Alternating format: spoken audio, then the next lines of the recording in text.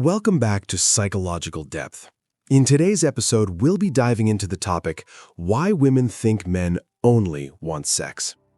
There's a video going viral right now. A woman asks her boyfriend if he'd take a celebrity hall pass, permission to sleep with a celebrity without consequences. He says no, he wouldn't betray their relationship. Her response? Complete shock. Not happiness, not appreciation, shock. Like she just discovered gravity works backwards. She literally cannot process that a man would choose loyalty over opportunity. And this gentleman reveals something profound about how some women see us. They've been programmed to believe we're nothing but walking erections with wallets attached. Let me explain why they're wrong, and more importantly, why they need us to be wrong. Some women are genuinely shocked when a man chooses loyalty over temptation. They've internalized this narrative so deeply that actual male loyalty breaks their brain. A faithful man doesn't compute. It's like showing them a unicorn. They know what they're seeing, but they can't believe it exists. This isn't just misunderstanding, it's complete disconnection from male emotional reality. I had a client whose girlfriend tested him constantly, hired her friend to flirt with him at a bar, created fake dating profiles to message him, had her attractive coworker accidentally text him. Every time he stayed loyal, she didn't become more secure, she became more confused. She literally told him, "I don't understand why you didn't try anything." She couldn't accept that he actually loved her more than he wanted random sex. Many people hold overly negative stereotypes about men's intentions, and it's destroying relationships. Every interaction gets filtered through this lens of suspicion. He's nice to the waitress, he wants to sleep with her. He has female friends, he's keeping options open. He compliments your friend, he's planning to cheat. This paranoia creates the very distance that destroys relationships. But here's the dark truth. Some women benefit from believing men are driven only by desire. If men are just animals, then women are morally superior by default. If men can't control themselves, then women are the responsible ones. If men only want one thing, then women hold all the power. This narrative isn't just wrong, it's strategically wrong. It serves a purpose. Think about it. If men are emotionally shallow, then women don't have to meet men's emotional needs. If men only want sex, then withholding sex is the ultimate control mechanism. If men are simple creatures, then women are complex beings deserving of the more consideration. The stereotype justifies treating men as less than fully human while demanding full humanity for themselves. Male affection gets constantly misinterpreted as purely physical. A man wants to cuddle, he's trying to initiate sex. He wants to hold hands, foreplay. He gives a long hug, he's aroused. But here's what's actually happening. Men are starving for basic human connection, and the only socially acceptable way to get it is through romantic relationships. So everything gets sexualized, not because men sexualize it, but because that's the only framework anyone allows. When men see videos of wives greeting their husbands with joy, jumping into their arms, covering them with kisses, we don't envy the sex, we envy the enthusiasm. We envy being wanted. We envy being someone's favorite person. We envy coming home to happiness instead of complaints. That's not lust, that's longing for love. I counsel men who haven't been hugged in years, not sex hugged. Their wives give them these mechanical pecks on the cheek like they're checking off at shore. Their girlfriends recoil from non-sexual touch. These men are dying from skin hunger, and everyone pretends it's about sex. It's not. It's about human connection. Some women control access to most forms of non-sexual touch, and they don't even realize the power they wield. When was the last time someone touched you affectionately without wanting something? For women, probably today. For men, maybe months, maybe years. Women get hugs from friends, physical comfort when sad, casual touches during conversation. Men get handshakes, and that's about it. This gatekeeping of affection becomes a control mechanism. She decides when you get affection, how much, and in what form. Good behavior? Maybe a real kiss. Bad behavior? Cold shoulder. It's behavioral conditioning. And men are the lab rats. But we're not supposed to notice or complain because all you want is sex anyway, right? Men are literally starving for simple, non-sexual closeness. A client told me he went to get his hair cut more often than needed just because the shampoo involved human touch. Another schedules unnecessary massages for the same reason. These aren't creepy men. These are normal guys whose need for human contact is so unmet, they're paying strangers for non-sexual touch. This touch deprivation makes men easier to manipulate. When you're starving, you'll do anything for crumbs. When the only source of affection is one person who rations it based on behavior, you become trained like a circus animal. Perform correctly, get a treat. Disappoint, get nothing. It's emotional abuse, but we call it relationship dynamics. Here's something that'll blow your mind. A man who feels emotionally supported becomes more peaceful. And some people don't want that. They want you hungry, driven, aggressive, productive. A satisfied man might stop grinding himself to death for approval. He might realize he's enough. He might stop accepting poor treatment. Can't have that, can we? Society restricts men's access to harmless, friendly touch in ways that would be considered cruel if applied to any other group. Women hug hello, hug goodbye, hug for comfort, hug for celebration. Men, we get one-arm bro hugs with 3 backslaps maximum anymore. And it's gay. The homophobia isn't coming from men, it's coming from social programming that keeps men isolated. Boys receive less physical comfort even in childhood. Studies show parents touch daughters more than sons.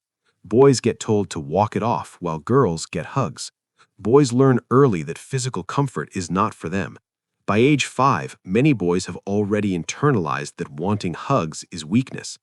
Many boys resort to rough play because it's the only physical contact they're allowed. Wrestling, sports, fighting.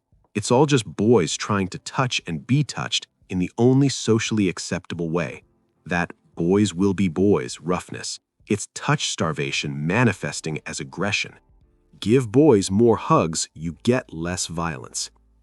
Men receive less physical comfort even from mental health professionals. Female clients get tissues handed to them gently, sometimes a comforting hand on the shoulder. Male clients, here's the tissue box, deal with it yourself. The therapeutic relationship itself perpetuates male touch isolation. High-status men get touched more, and it actually boosts their perceived value.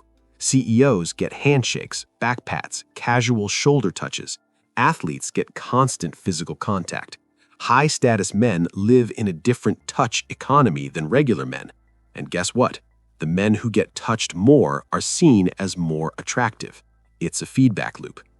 Low-status men receive almost no touch, creating deep emotional isolation. The homeless man, the unemployed man, the socially awkward man, they exist in touch deserts, years without meaningful human contact.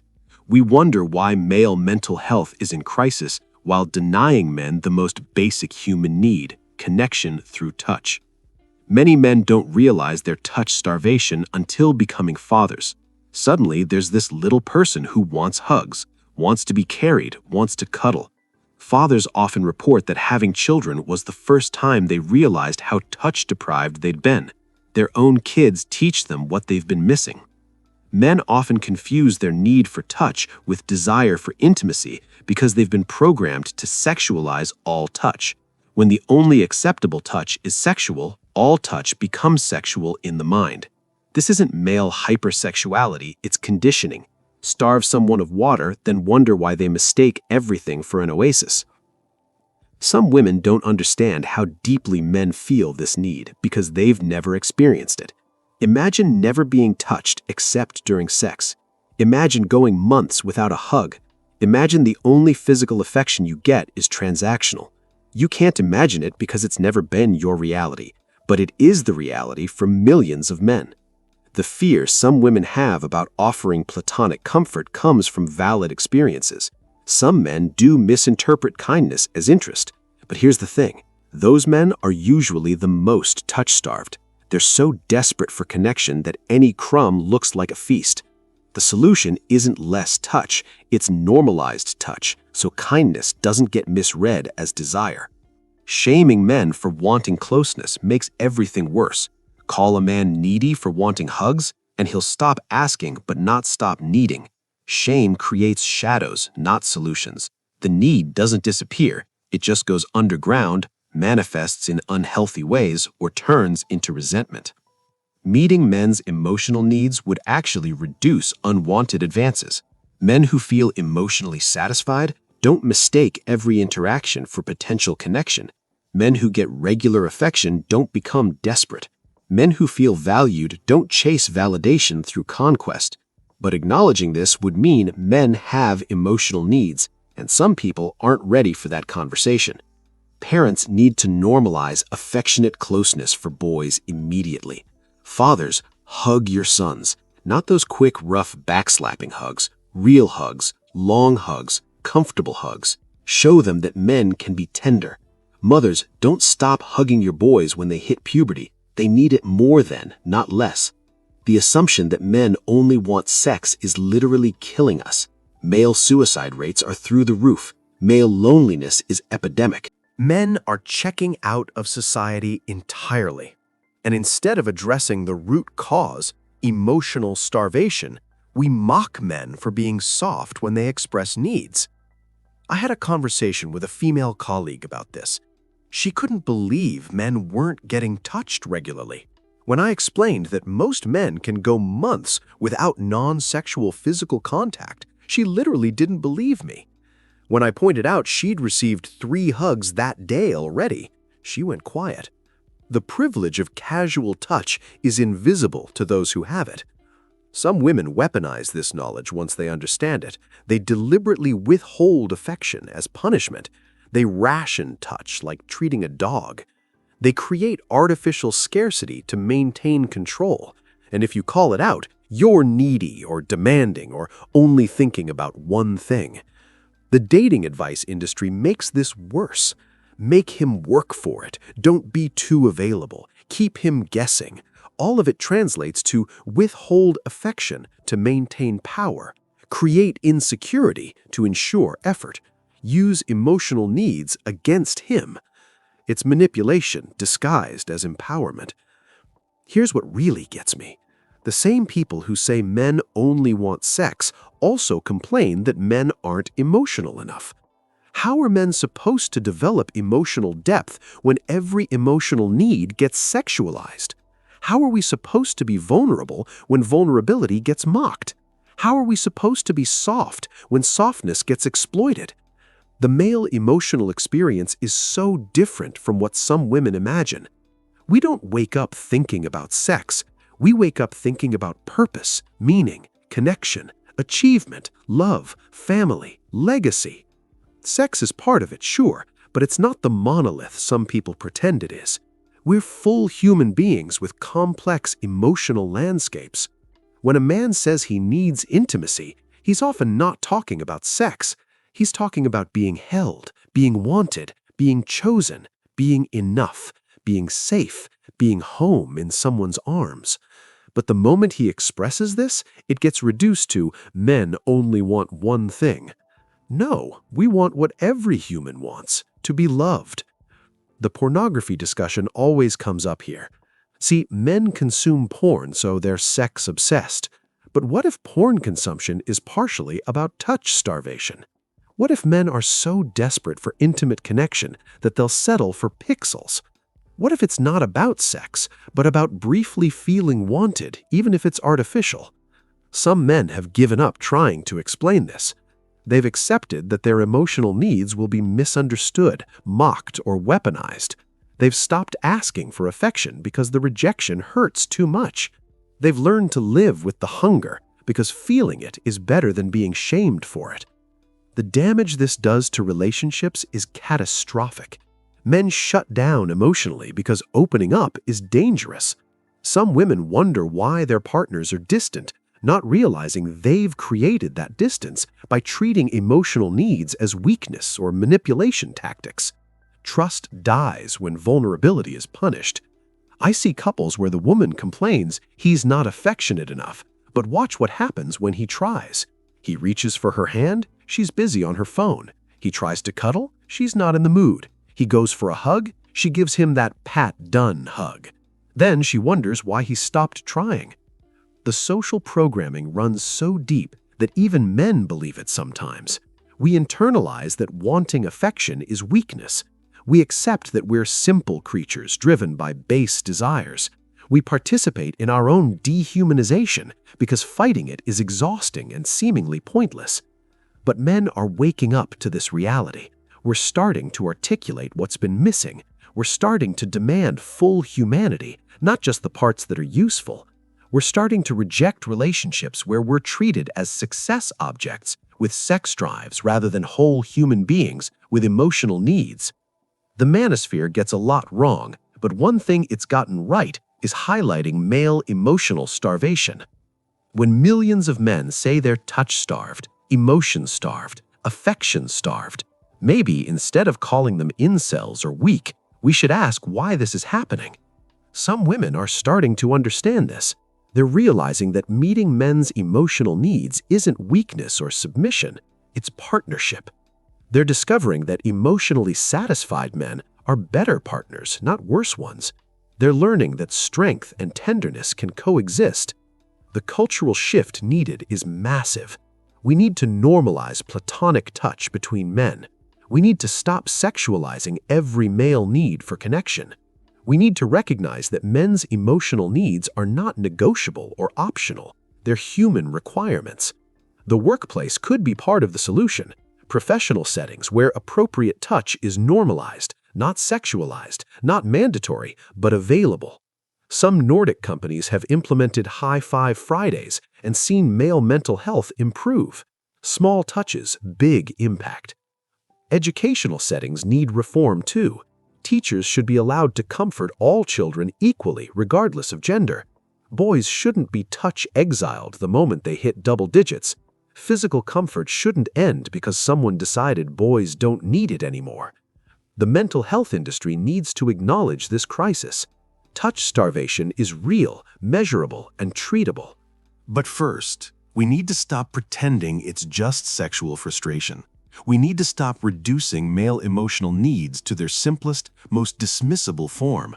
Some men have found solutions in unexpected places. Brazilian Jiu-Jitsu provides constant physical contact in a non-sexual context. Male massage therapists report that many clients just need human touch. Barbers become informal therapists because they're the only people who touch men regularly. The pet industry booms among single men isn't coincidental. Dogs provide unconditional love and physical affection. Cats offer companionship and touch. Pets meet emotional needs that humans aren't meeting. That's not pathetic. That's adaptation to an impossible situation. The research on this is heartbreaking. Men in hospitals recover slower with less touch. Elderly men die earlier without regular physical contact. Baby boys who aren't touched enough literally fail to thrive. Touch isn't a luxury, it's a biological necessity we're denying half the population. Some women use this information to select better partners. They look for men who've solved their touch needs in healthy ways. Men with close families, men with affectionate friendships, men who've done therapy. These men don't bring touch desperation into relationships. The generational trauma gets passed down. Touch-starved fathers raise touch-starved sons. Men who never learned healthy affection can't teach it. Boys grow up thinking emotional distance is strength. The cycle continues unless someone consciously breaks it. The irony is that some women think they're protecting themselves by maintaining distance, but emotional distance creates the very desperation they're trying to avoid. Affection scarcity creates the hungry behavior they fear. They're creating the problem they're trying to solve. Men need to be part of the solution too. We need to create male spaces where affection is normalized. We need to hug our brothers, literally. We need to stop policing each other's emotional expression. We need to stop participating in our own touch starvation. The celebrity hall pass discussion that started this reveals everything. Some women literally cannot conceive of men choosing love over sex because they've never seen men as fully human. They've never considered that we might value connection over conquest, loyalty over lust, love over leisure. When that woman expressed shock at her boyfriend's loyalty, she revealed her own programming. She's been taught men are animals who can't control themselves. She's been told men always want more, better, different. The idea of a satisfied, loyal man broke her worldview. But here's the truth. Most men aren't looking for more sex. They're looking for more connection. They don't want 100 partners. They want one partner who actually sees them. They don't want variety. They want depth. They don't want transaction. They want transformation. The commodification of male sexuality serves nobody. When we reduce men to walking sex drives, we remove their humanity. When we assume every male action has sexual motivation, we miss the actual motivation. When we treat male emotional needs as secondary to sexual needs, we create broken men and broken relationships. Some women weaponize male sexuality as excuse for their own behavior. He only wants sex anyway becomes justification for emotional neglect. Manners simple becomes reason to ignore complexity. All men cheat becomes permission to never trust. The damage to young men is severe. They're growing up believing they're predators by nature. They're learning their touch is dangerous. Their desire is toxic. Their needs are shameful. They're being programmed for isolation before they even understand what connection means. The social media portrayal makes everything worse. Every man is either a predator or a simp. Every interaction is sexualized or pathologized. Every expression of need is weakness or manipulation. There's no space for normal human complexity. But reality is breaking through the propaganda. Men are sharing their stories. Women are listening and learning. Couples are having real conversations about emotional needs. The narrative is changing, slowly, but it's changing. The men who figured this out are thriving. They've found partners who see them as whole humans. They've built relationships on mutual emotional satisfaction. They've rejected the narrative that they're simple creatures with simple needs. The solution starts with honest conversation. Men need to articulate their emotional needs without shame. Women need to listen without dismissing. Both need to recognize that we're all humans needing connection, touch, affection, and understanding. The future of relationships depends on this shift. We can't keep treating half the population as emotionally simplified beings and expect healthy partnerships. We can't keep denying basic human needs and wondering why relationships fail. Every man reading this who's been told he only wants one thing, you know that's not true. Every woman who's believed men are simple, look deeper. Every couple struggling with disconnection, start with touch. Start with affection. Start with seeing each other as fully human. The change happens one relationship at a time, one conversation at a time, one hug at a time, one moment of genuine understanding at a time. The narrative that men only want sex is dying. What's replacing it is the truth. Men want what everyone else, to be known, to be held, to be loved. Stop believing the lie that men are simple. Stop perpetuating the myth that male needs are singular. Stop participating in the dehumanization of half the population. Men are complex, emotional, needful beings just like everyone else, and it's time we started treating them that way. The next time someone says men only want one thing, remember this. The men who seem obsessed with sex are usually the ones most starved of affection. The men who seem desperate are usually the ones most denied connection. The men who seem simple are usually the ones whose complexity has been consistently ignored. We're not asking for much, just the same humanity afforded to everyone else, the same consideration of our emotional needs, the same recognition that we're more than our utility and our sexuality. We're asking to be seen fully as we are. And to the some women who still think men only want sex, you're wrong. What we want is to come home to someone who's happy to see us, to be touched with tenderness, not just during intimacy, to be held when we're broken, to be chosen daily, actively, enthusiastically. That's not sex. That's love. And yes, we want that desperately. The conversation needs to change. The narrative needs to shift. The understanding needs to deepen. Because until we recognize men as fully emotional beings with complex needs, we'll keep creating disconnected relationships, touch-starved populations, and lonely generations. Men are ready for this change. We're ready to be seen fully. We're ready for our emotional needs to be taken seriously. We're ready for relationships where we're partners, not performers, where we're loved, not just needed, where we're human, not just male. And to the men reading this, your needs matter. Your desire for affection is valid. Your longing for connection is human. Don't let anyone reduce you to less than you are. Don't accept relationships where your complexity is denied. Don't settle for partners who see you as simple. The truth is revolutionary. Men don't just want sex. We want connection, affection, understanding, tenderness, emotional safety, and yes, physical intimacy too, but not just that, never just that. We want what humans want, because that's what we are, human, fully, completely, complexly human. Some women are getting it. They're seeing their partners differently. They're meeting emotional needs they didn't know existed. They're discovering that emotionally satisfied men are incredible partners. They're learning that the narrative was wrong. The relationships built on this understanding are different. They're deeper, stronger, more satisfying for everyone involved. When both partners' emotional needs are acknowledged and met, magic happens. Connection deepens, trust builds, love thrives. We're at a turning point. The old narrative is dying. The new understanding is emerging. Men are claiming their full humanity. Women are seeing men's full humanity. Relationships are transforming. It's messy, it's difficult, but it's necessary. The resistance to this change is fierce. The old narrative serves too many purposes. It justifies too many behaviors. It excuses too many failures. But truth has a way of breaking through convenient lies.